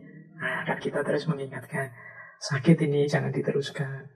Oh, tambah nemen, tambah serius ini menyiksanya. Ya, tolong deh, jangan dilanjutkan. Nah, kalau masih saja begitu, ya baru oke lah melawan, pergilah. Nah, biasanya kalau sudah kita powernya cukup, ya aku akan membalasmu atau ya sudah, aku maafkan. Ada orang yang berjuang untuk membalas, ada yang orang yang hatinya luas untuk memaafkan. Nah, ini paling tidak malam hari ini kita sedikit paham situasi jiwanya orang-orang yang dizolimi. Kan agama menyarankan kita menolong saudara-saudara kita yang dalam situasi kezoliman, baik yang zolim atau mazlum, yang menzolimi atau yang dizolimi. Nah, ini menurut saya teorinya untuk melihat kondisi jiwa orang yang sedang dizolimi. Coba kita perhatikan orang itu, semoga tidak nyampe level 3 yang pergilah. Apalagi level aku akan balas dendam. Maka kita harus peka. Peka itu begitu ada orang teriak sakit di level pertama, aku ini sakit, jangan teruskan ya. Segera kita hentikan, tidak diteruskan menyakiti orang dalam bentuk apapun. Jangan tunggu lama-lama, karena kalau sudah nyampe level pergilah, apalagi level aku akan membalasmu, yang terjadi pasti konflik, pasti tragedi kemanusiaan. Ini makanya saya bilang tadi, mari kita latihan menghidupkan nurani, menghidupkan hati. Jangan sampai ada saudara-saudara kita yang berteriak kesakitan di level apapun, di situasi apapun, tapi kita sama sekali tidak mendengar. Telinga kita buntu, yang ada di pikiran kita hanya kepentingan dan kesenangan kita sendiri. Jadi ini pelajarannya. Termasuk 2 orang pecinta ini, Gibran dan Selma. Karena merasa disakiti dan penyakit ini lama-lama tambah instan, kezolimannya semakin merajalela, ya ada kalimat-kalimat untuk memberontak dan melawan. Saya bacakan sebentar ya kalimat-kalimat itu, mungkin bisa nambah semangat. Siapa tahu ada teman-teman yang berhadapan dengan situasi yang sama. Situasi yang sama itu jangan hanya dibayangkan situasi cinta romantik laki-laki dan perempuan, tapi juga situasi cinta kita kepada orang tua, cinta kita kepada tanah air, cinta kita kepada bangsa, pada negara, pada agama. Mari kita bangkit kalau memang kita dalam situasi dizalimi. Marilah Selma, marilah. Dan biarlah kita menjadi sekuat menara-menara perkasa menantang perhara. Mari kita berdiri seperti serdadu-serdadu yang gagah berani menantang lawan dan menyongsong peluru. Jika kita terbunuh, kita akan gugur sebagai syuhada. Dan jika kita menang, kita akan hidup sebagai pahlawan-pahlawan. Menantang rintangan dan penderitaan itu lebih mulia daripada surut ke belakang menuju ketentraman. Rama-rama yang berputar-putar sekitar lampu hingga mati lebih terhormat daripada tikus yang hidup dalam terowongan gelap. Marilah Selma, mari kita tempuh jalan kasar ini dengan hati teguh, dengan mata nyala menatap matahari, agar tak terlihat lagi oleh kita tengkorak-tengkorak dan ular-ular naga di antara batu-batu karang dan onak duri. Jika ketakutan mesti menghentikan kita di tengah jalan, kita akan mendengar cemoohan dari suara-suara malam. Namun jika kita mencapai puncak bukit dengan gagah berani, kita akan bergabung bersama arwah-arwah dari surga dalam nyanyian kemenangan dan kegembiraan.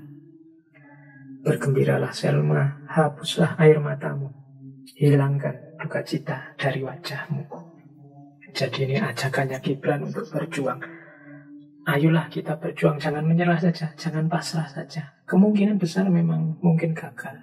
Mungkin kita semua mengalami penderitaan yang lebih berat. Tapi rama-rama yang berputar sekitar lampu, laron yang mengerubungi lampu sampai mati, itu lebih terhormat daripada tikus yang hidup dalam terowongan gelap.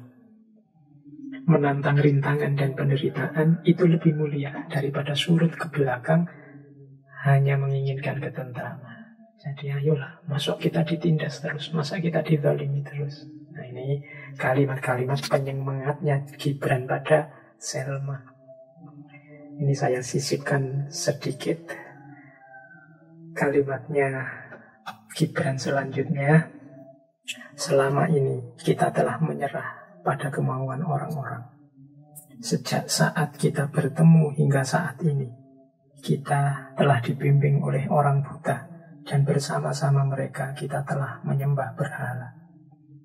Sejak kita bertemu, kita telah berada dalam genggaman tangan pendeta, laksana 2 butir bola yang dilempar-lemparkannya ke sana-sini sesuka hatinya. Apakah kita akan menyerah pada keinginannya hingga maut merenggut kita berdua? Apakah Tuhan menganugerahi kita nafas kehidupan untuk diletakkan di bawah kaki-kaki kematian? Apakah kita dikaruniainya kebebasan untuk kita jadikan sesosok bayangan perbudakan? Barang siapa yang memadamkan api jiwanya dengan tangannya sendiri, ialah si kafir dalam pandangan Tuhan, karena Tuhanlah yang menyalakan api yang membakar kita. Barang siapa yang tidak memberontak melawan penindasan, pada hakikatnya ia sendiri melakukan ketidakadilan. Mengapa tidak kita campakkan pasungan di pundak kita, dan kita patahkan rantai-rantai yang membelenggu kaki kita, lalu berjalan dengan bebas menuju kedamaian? Bangkitlah, dan mari kita tinggalkan kuil kecil ini menuju kuil agung Tuhan. Nah, jadi ini kalimat-kalimat yang semoga bisa menyemangati teman-teman, bahwa halangan hidup, rintangan hidup, kesulitan hidup itu tantangan untuk kita taklukkan. Apalagi kalau di sana ada kezaliman-kezaliman, itu perintah agama bahkan untuk kita lawan, kita singkirkan. Kalau kita jatuh gugur dalam perjuangan itu, seperti kata-katanya Gibran tadi, maka kita akan gugur sebagai syahid. Dan kalau kita sukses dan menang, maka kita akan hidup sebagai pahlawan-pahlawan. Nah, ini jadi selain air mata dan tangisan, semoga novel ini juga memberi penggugahan pada kita yang pasrah begitu saja pada situasi. Meskipun kalau di novel ini kemudian akhirnya set ending. Set ending bukan dalam perjuangan, tapi set ending dengan pertimbangan-pertimbangannya sendiri dari seorang Selma. Jadi Selma ini perempuan yang kalau teman-teman membaca di novel itu kesannya dia sebenarnya perempuan yang kuat, perempuan yang cerdas, perempuan yang punya visi pandangan ke depan yang jauh. Maka dengan berbagai pertimbangannya sendiri, dia nanti lebih memilih pasrah untuk dinikahkan. Nanti kita lihat kalimat-kalimatnya Selma yang menunjukkan betapa dia ini kuat. Jadi saya sisipkan sebentar ya situasi perempuan, apalagi perempuan di zaman ini, zaman ketika pengalamannya Gibran mengalami cinta pertama ini. Jadi memang peradaban manusia itu banyak yang memposisikan perempuan itu dalam posisi yang tidak menyenangkan sebagai manusia. Peradaban-peradaban awal manusia, kalau teman-teman membaca banyak referensi, khususnya dari kajian-kajian feminis misalnya, di situ banyak sekali kritik-kritik terhadap situasi yang tidak menyenangkan bagi perempuan sebagai manusia. Saya sisipkan sedikit ya sebentar tentang perempuan ini. Nanti kita kontekskan dengan seorang Selma Karami. Di catatan saya, ini di luar teori-teori besar yang digagas oleh para feminis.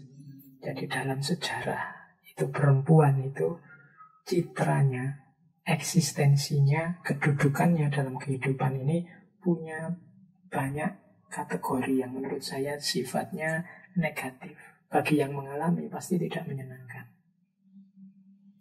Itu di catatan saya ada 1, 2, 3, 4, 5, 6, 7, 8 status perempuan. Ada yang bilang ini imbas dari peradaban yang cenderung patriarki, dan macam-macam alasannya. Tapi nanti lain waktu kita bahas itu. Saya ingin membahas dulu statusnya ini untuk memahami mengapa sih kok nasibnya perempuan tangguh kuat seperti Selma ini jadi mengenaskan.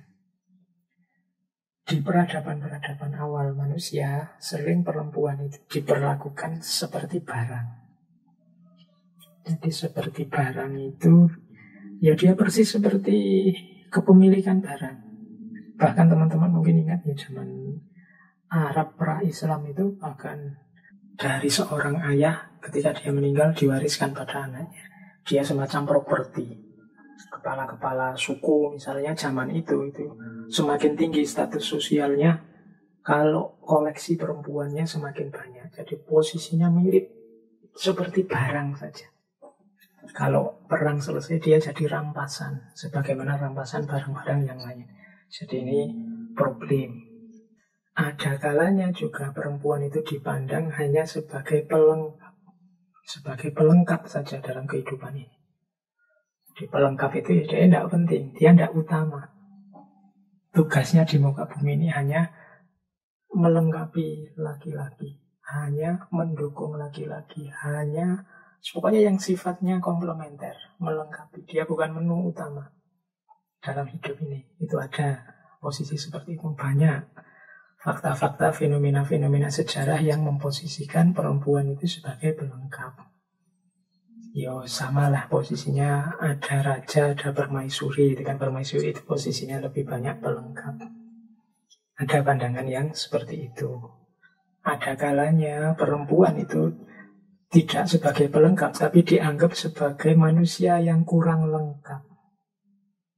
Ada. Bahkan beberapa filosof Yunani ada yang bilang bahwa perempuan itu manusia yang setengah. Jadi dia kurang lengkap. Mungkin akalnya dianggap kurang, kemudian kemanusiaannya dianggap kurang. Jadi ya dianggap manusia tapi manusia yang tidak lengkap. Ada pandangan seperti itu. Ada pula pandangan perempuan itu sebagai sumber masalah. Jadi hadirnya perempuan itu jadi titik munculnya berbagai permasalahan. Mungkin dianggap penggoda lah. Ada yang ini gara-gara Ibu Hawa ini sampai Nabi Adam dirayu makan buah khuldi sehingga diturunkan dari surga. Ini perempuan itu banyak kan cerita-cerita misoginis itu ya.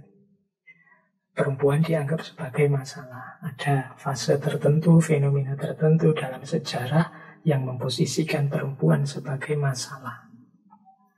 Ada juga pandangan situasi historis yang memposisikan perempuan sebagai objek.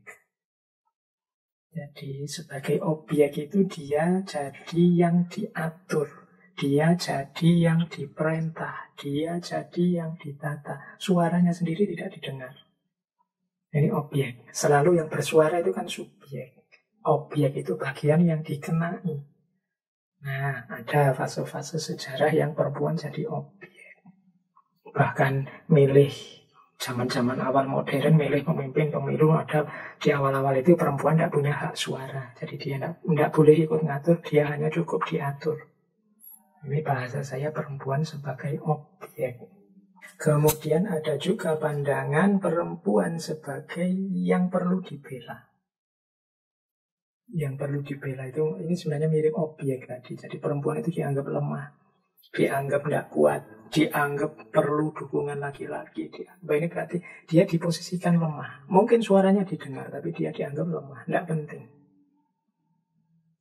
Nah, kemudian ada juga ini semacam hierarki ya, semakin membaik, tapi juga belum positif. Ada juga pandangan bahwa perempuan itu yang kedua. Kalau istilahnya Simone de Beauvoir itu second sex, yang kedua. Yang kedua itu ya suaranya mungkin didengar, keberadaannya diakui, tapi setelah laki-laki. Kita kan ngomong juga selalu laki-laki dan perempuan. Mau dibalik perempuan dan laki-laki aja kan kita agak kesulitan hari ini. Sudah terlanjur terbiasa. Jadi perempuan selalu posisinya yang kedua setelah laki-laki. Muslimin, muslimat, kemudian mahasiswa, mahasiswi, kemudian bapak, ibu, ini selalu posisinya kedua. Jadi urusannya laki-laki beres dulu, baru urusannya perempuan. Atau bisa juga urusannya perempuan itu bagian dari urusan laki-laki. Jadi ini posisinya dalam sejarah. Dan yang terakhir, ini fenomena modern, pasca modern dalam peradaban ekonomi yang kapitalistik. Perempuan itu sering jadi komoditas. Jadi sumber keuntungan. Jadi dicari, diolah, dikelola keberadaannya bagaimana dia jadi sumber keuntungan bagi para pemilik modal. Mungkin lewat iklan kecantikan, mungkin lewat media sosial yang bagian TikTok, mungkin pokoknya dicari sumber di mana dia bisa menghasilkan keuntungan. Yang kadang-kadang ya perempuannya sendiri menikmati posisi sebagai komoditas itu karena dia melihat ada untungnya banyak. Tapi dia tidak sadar bahwa dia diposisikan sebagai sumber keuntungan. Ini tidak jauh-jauh sebenarnya kayak dia sebagai objek tadi. Nah, ini mungkin bahan diskusi ya kapan-kapan untuk teman-teman yang peminat kajian tentang perempuan. Jadi dalam sejarah itu ada momen ketika perempuan diperlakukan seperti barang, bukan manusia.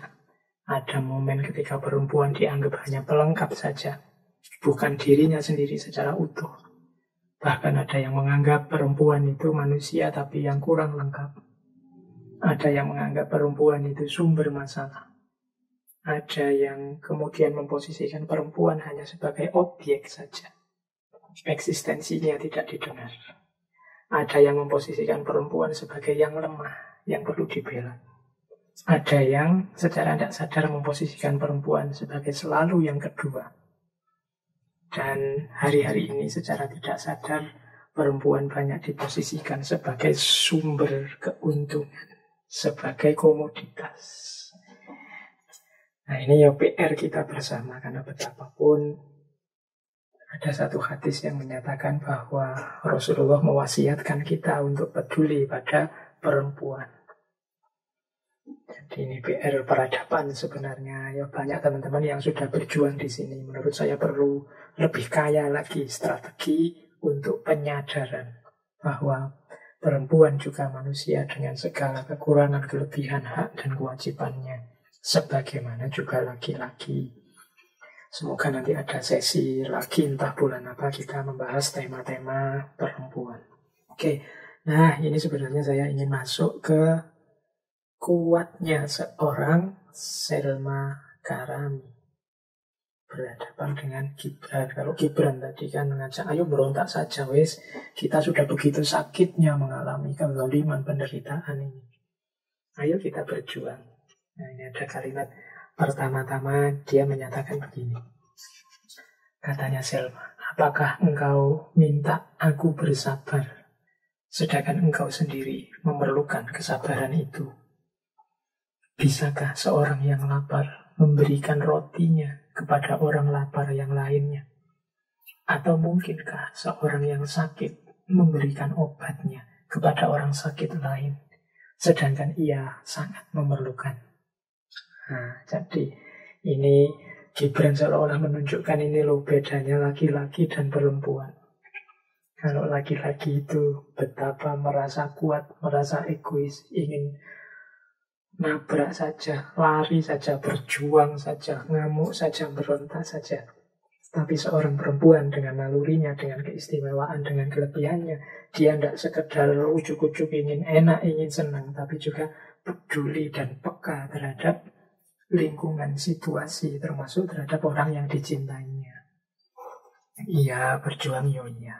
Engkau minta aku kuat, oke. Tapi engkau sendiri apa sudah kuat? Engkau sendiri apa sudah sabar? Bisakah orang yang lapar memberikan rotinya kepada orang lapar yang lainnya? Jadi kalau engkau sendiri lapar, jangan memberikan roti padaku. Itu kan bahasanya Selma begitu. Pakailah rotimu itu untuk dirimu sendiri. Nah, ini yang saya sebut kekuatan seorang perempuan. Nah, ini ada kalimatnya lagi dari Selma. Jadi ini menunjukkan betapa dia menurut saya lebih kuat daripada Gibran. Katanya Selma begini. Dengarlah kekasihku, dengarlah baik-baik. Kini aku berdiri hari ini di sini, di pintu kehidupan baru yang sama sekali aku tak tahu. Aku laksana seorang tunanetra yang meraba-raba jalannya sedemikian rupa sehingga ia takkan jatuh. Kekayaan ayahku telah menempatkan diriku di pasar budak, dan laki-laki ini telah membeliku. Aku tidak mengenalnya, tidak juga mencintainya. Namun, aku akan belajar mencintainya dan aku akan mematuhinya, melayaninya, membuatnya bahagia. Akan kuberikan padanya segala yang dapat diberikan oleh seorang perempuan tak berdaya kepada seorang laki-laki perkasa. Akan tetapi engkau, kekasihku, masih berada dalam puncak kehidupan. Engkau bisa berjalan dengan bebas menempuh jalan kehidupan yang luas, lapang, bertaburkan bunga. Engkau bebas melanglang dunia dengan obor hati nuranimu yang menerangi jalanmu. Engkau bisa berpikir, berbicara, dan berbuat sesuka hati. Engkau bisa mengukirkan namamu pada wajah kehidupan karena engkau laki-laki. Engkau bisa hidup sebagai seorang tuan karena kekayaan ayahmu tidak akan menempatkan dirimu pada pasar budak untuk diperjualbelikan.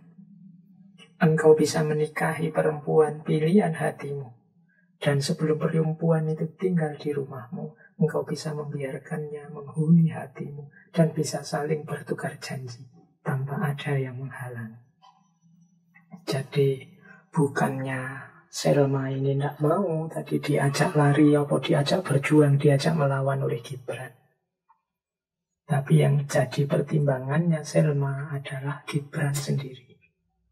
Dia tahu Gibran ini orang pinter, seorang yang berkualitas, yang masih bisa bebas mendaki jalan hidupnya sampai puncak.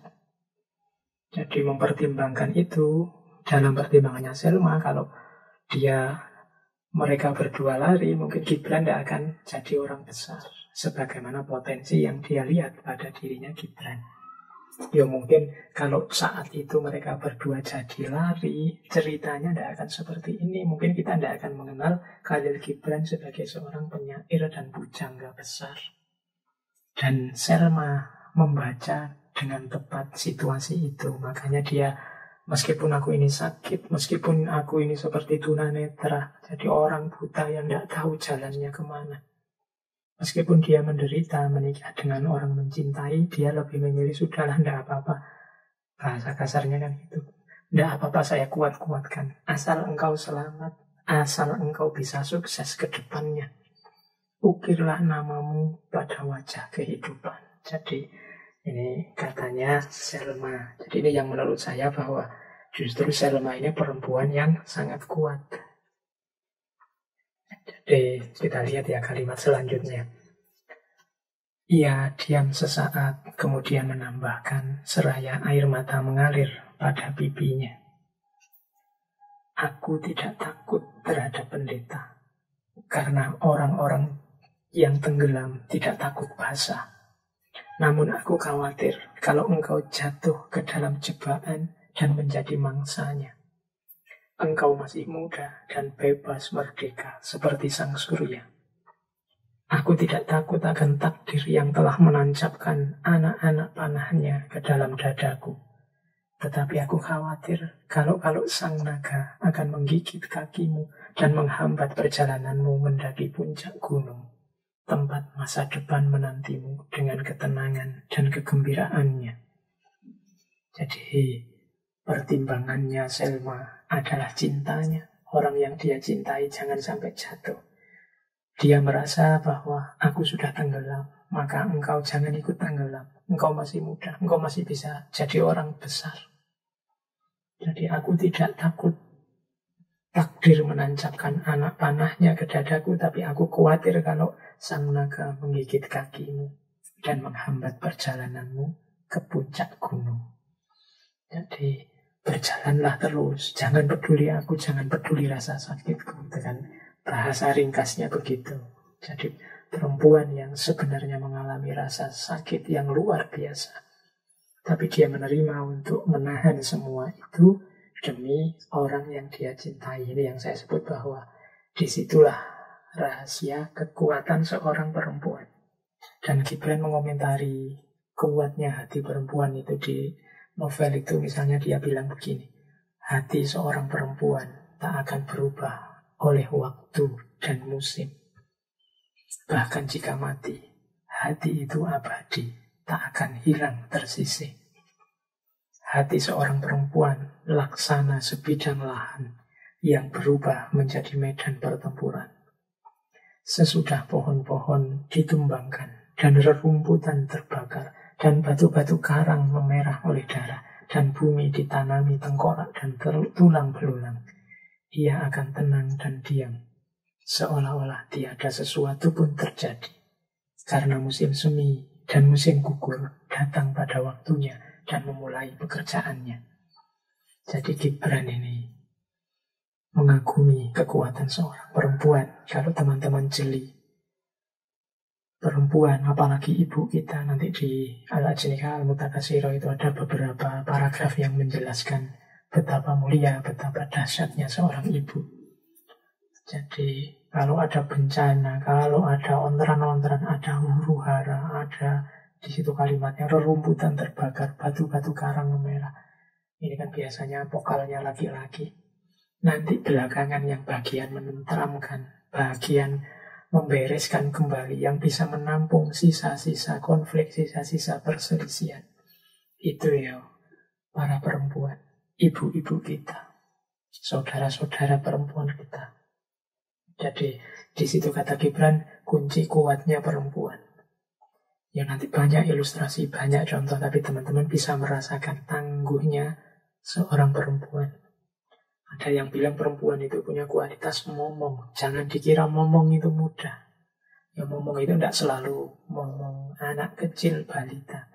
Jadi alam semesta ini butuh pemomong. Kehidupan ini butuh pemomong. Untuk bisa ngomong dibutuhkan kekuatan, dibutuhkan ilmu, dibutuhkan ketangguhan, dibutuhkan kesadaran.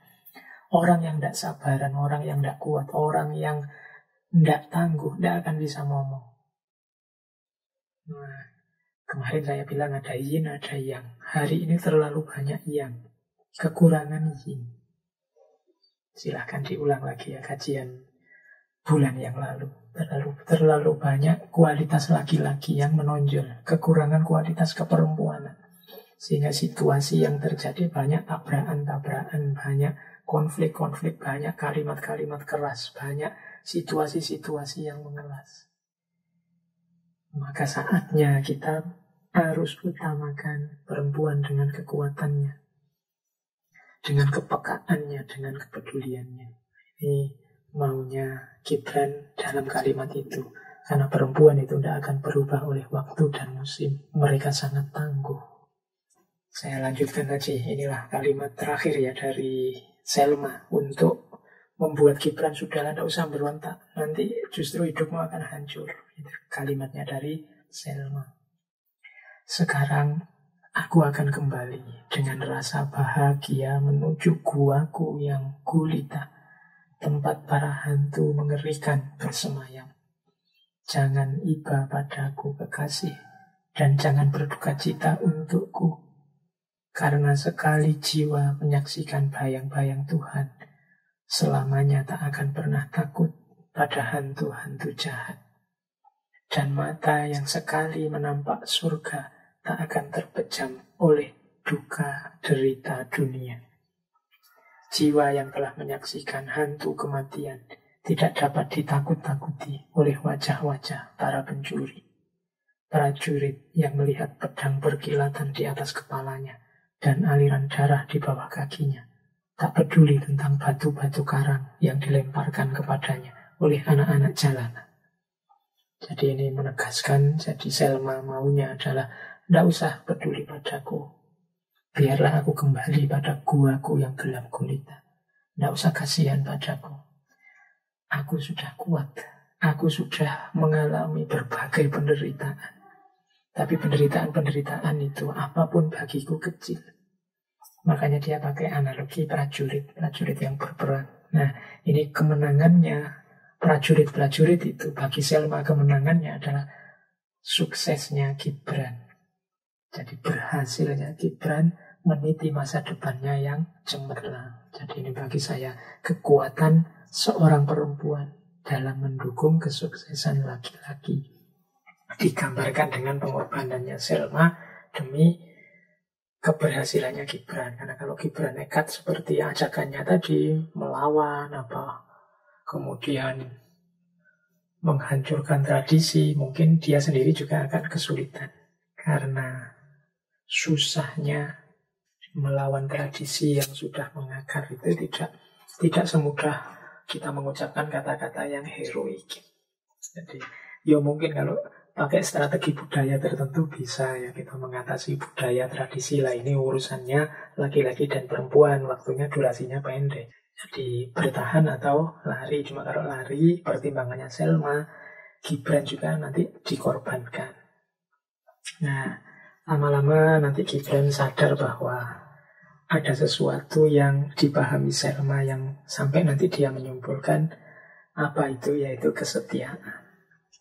Kata Gibran, berkali-kali aku telah membuat perbandingan antara keluhuran pengorbanan dan kebahagiaan pemberontakan untuk menemukan yang mana lebih luhur dan lebih indah. Namun kini aku telah terpaku hanya pada satu kebenaran dalam seluruh persoalan itu. Dan kebenaran itu ialah kesetiaan yang membuat seluruh perilaku kita menjadi indah dan terhormat. Jadi akhirnya dalam pandangannya Gibran melihat kisah situasi tadi, dia melihat bahwa ini enaknya memberontak dan bahagia atau pengorbanan yang luhur. Yang diinginkan Gibran tadi pemberontakan untuk memperoleh kebahagiaan. Tapi Selma lebih memilih pengorbanan. Apakah pemberontakan atau pengorbanan? Akhirnya Gibran menemukan jawabannya bukan pemberontakan, bukan pengorbanan, tapi kesetiaan. Jadi apapun pilihannya, kalau dilandasi kesetiaan, maka perilaku itu menjadi indah dan terhormat. Jadi pengorbanan Selma akan indah kalau itu didasari pada kesetiaannya, pada cintanya pada Gibran.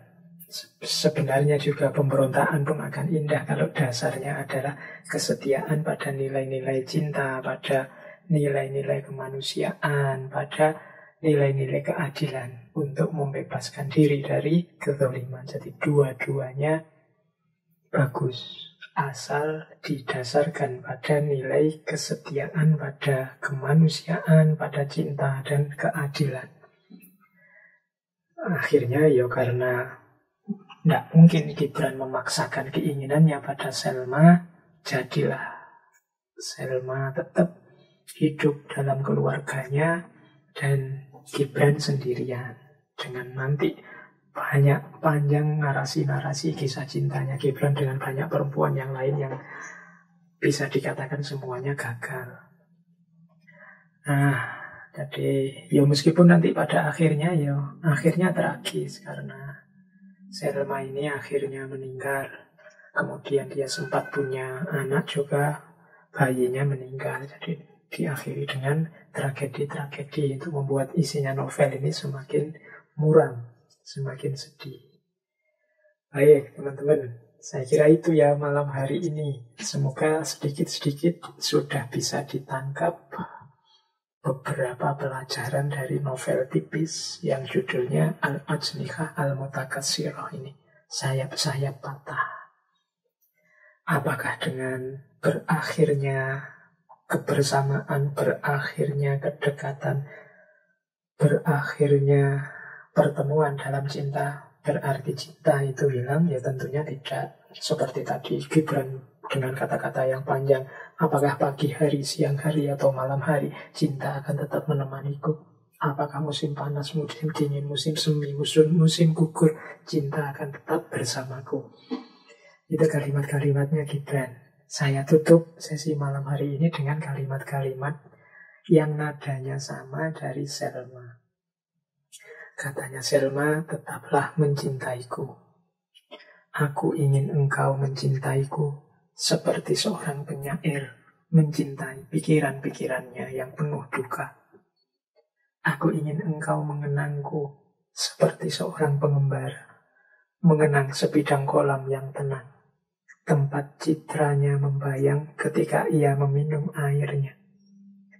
Aku ingin engkau mengenangku seperti seorang ibu yang mengenang anaknya yang mati sebelum sempat melihat cahaya. Dan aku ingin engkau mengenangku sebagai seorang raja penuh kasih, mengenang seorang terhukum yang meninggal sebelum ia sempat memaafkannya. Jadi, mungkin kita tidak bertemu lagi, mungkin kita tidak bisa bersama, tapi kenanglah aku selalu dalam cintamu padaku dan cintaku padamu. Sebagaimana seorang penyair mencintai pikiran-pikirannya dalam situasi duka cita, sebagaimana seorang pengembara yang mengenang sebuah kolam yang dia temukan dan tempat dia minum, atau seorang ibu mengenang anaknya yang mati sebelum melihat cahaya. Jadi ini kan kenangan, maksudnya kenangan yang tidak mungkin dilupakan, kenangan yang akan selalu hidup. Sering orang menyuruh kalau orang sudah putus itu mau move on. Ya, move on itu berarti melanjutkan hidup. Tidak harus berarti melupakan yang kalian cintai. Tidak masalah, menghidupkan kenangan dalam cinta itu menurut saya bagian dari menghidupkan hati kita. Jadi menghidupkan agar kita tidak terjebak dalam hati yang kaku, yang keras, yang penuh kebencian, hanya berisi persaingan, ambisi-ambisi duniawi. Yang melembutkannya antara lain adalah menghidupkan cinta dalam hati kita. Baik, saya kira itu teman-teman untuk malam hari ini. Kurang lebihnya mohon maaf. Semoga sedikit-sedikit ada yang bisa diambil dari ngaji kita malam hari ini. Insya Allah minggu depan kita lanjutkan dengan kisah novel tentang cinta dan patah hati yang berbeda. Insya Allah minggu depan kita ketemu Syekh Nizomi kembali yang menulis Laila Majnun dan Yusuf Zulaikha. Kita ambil salah satu naskah beliau yang belum kita bahas, yaitu Khosrow dan Shirin. Baik, kita akhiri sesi malam hari ini. Wallahul muwaffiq, wallahu a'lam bishawab. Wassalamualaikum warahmatullahi wabarakatuh.